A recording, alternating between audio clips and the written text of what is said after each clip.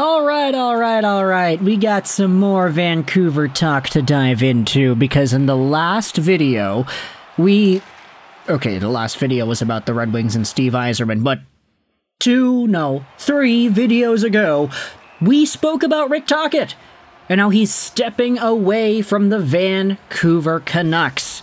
This was talked about by Elliot Friedman, and we broke it all down. I gave my 2 cents on it. Ultimately, I think that despite the fact that Rick Tocchet did bring a very particular style that certain Canucks played well in, I'm talking the Pia Suiters, the Sherwoods, the Garlands, last season, the Joshuas, there are particular guys that excel under Rick Tocchet hockey. But the top tier guys, the skill guys, the Elias Pettersson caliber guys, they're pretty hit or miss. And also, the Canucks play in such a boring, low-shot, low-danger style with Rick Tocchet. I was kind of feeling, it's probably okay if he leaves. But we did discuss whether or not Quinn Hughes would be positively receptive to the news, and whether or not this might impact his long-term projectability as a Vancouver Canuck. However, going past the meaning and the ins and outs of Rick Tocchet's firing and what this could be like for the Canucks, we did have ourselves some extra notes. This is what the Canucks posted on their own social media. They have formally announced the departure of Rick Tocchet, and after thoughtful discussions with the team and management, Tocchet has opted to step away from his role, concluding his tenure with the Vancouver Canucks. Jim Rutherford in the article said this: "After a very long and thorough process, unfortunately, Rick has decided to leave the team. This is very disappointing news, but we respect Rick's decision to move to a new chapter in his hockey career. We did everything in our power to keep him, but at the end of the day, Rick felt he needed a change. He is a good friend, a good coach, and we can't thank him enough for all he did for our organization. Toc is a stand-up guy, and we wish him nothing but the best moving forward." "I'm choosing to move on from the Vancouver Canucks," said Tocchet. "Family is a priority, and with my contract lapsing, this becomes the opportune time. While I don't know where I'm headed or exactly how this will play out for me over the next term, I feel like this is the right time for me to explore the other opportunities in and around hockey."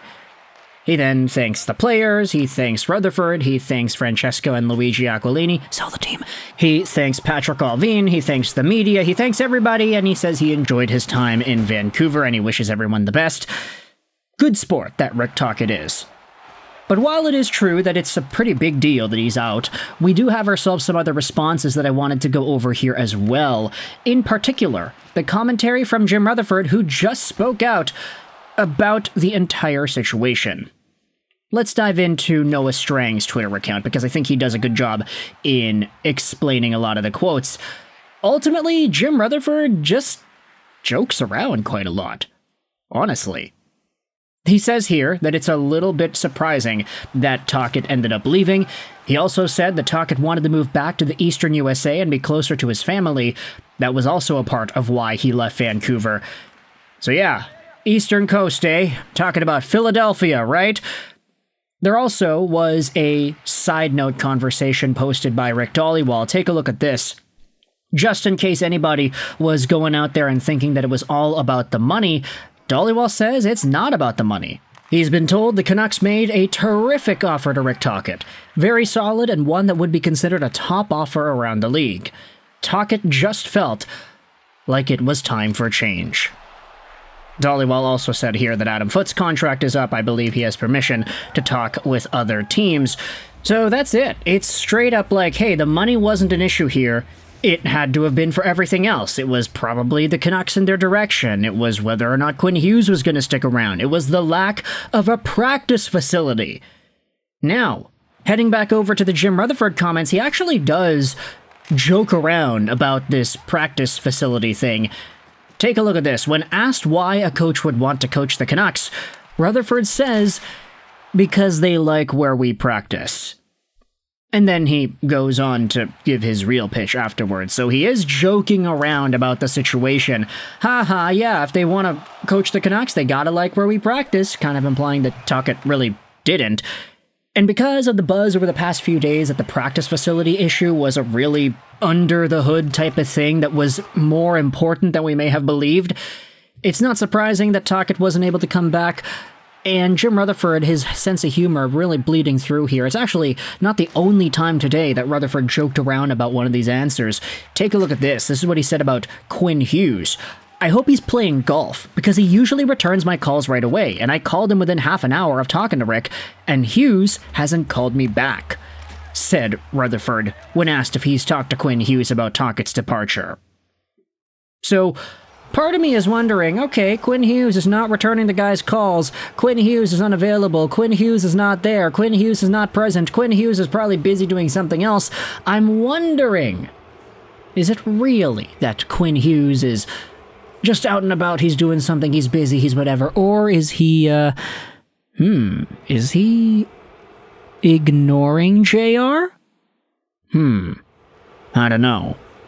Is it possible that he's doing that? I don't know. It doesn't really seem like something that he would choose to do, but if it is something that he would do, if he learned that Tocchet was on his way out or whatever, he saw the tweet from Elliot Friedman, if that was the case and JR's calling him, if Quinn Hughes is pissed off with that decision, then I do wonder whether or not Quinn Hughes may have just sealed his fate in terms of his long-term future in Vancouver. You know, some of the replies to this tweet, X-Tech, the legend X-Tech, it's becoming harder and harder to want to cheer for this team. Quinn Hughes is planning his exit bid. Quinn Hughes is going to be a New Jersey Devil. You know, at this point, like, would it not be fair to say that Quinn Hughes becoming a New Jersey Devil or leaving Vancouver in the free agency period of 2027, does it not feel like a more than 50% chance of happening kind of thing? I don't know how you're feeling. I don't know how you, the viewer watching this video, is thinking about Quinn Hughes and the Vancouver Canucks. I think it's probably fair that a lot of fans, maybe the ones that don't really pay too much attention to the media buzz and just the ins and outs of what goes on and what social media is talking about, there's probably a good chunk of fans that fully believe in their heart of hearts, yeah, Quinn Hughes is a Canuck, and he'll be a Canuck for the foreseeable future, and he's going to stay in Vancouver, and he's going to retire a Canuck, and Vancouver's going to put that 43 up in the rafters because he's that good. Now it's like, I don't know if that's really going to happen. The 43 in the rafters, okay, honestly, that might still happen, even if Quinn Hughes leaves in 2 or 3 years. But this guy staying in Vancouver, I don't know if I feel positive about that at all. It feels more like he's going to leave.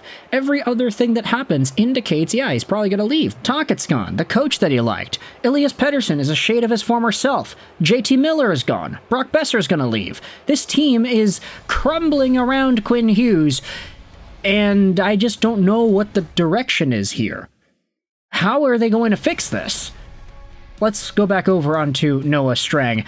Jim Rutherford says that the Canucks need to get their top players to win games for them and perform like star players. He is also clarifying that he is not talking about Quinn Hughes.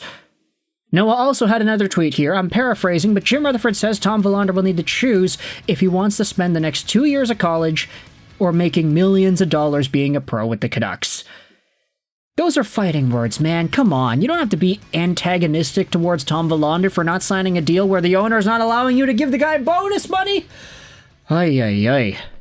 This team, it's unlikable. And now one of the only likable parts of the squad, and Quinn Hughes, he's not replying to JR. Maybe it really is just a coincidence, but still, Rutherford's not making it any better by joking in the media saying, yeah, Quinn better be playing golf because he's not returning my calls. It's a busy offseason, folks. Busy offseason, or at least it should be. If the Vancouver Canucks stand pat like they did at the trade deadline this year, then I'm going to be pretty upset. Let me know your thoughts in the comment section below about these extended comments from JR, about Quinn Hughes, about Rick Tocchet, about everything else in between with the Vancouver Canucks. Oh yeah, Quinn Hughes got nominated for the Norris today.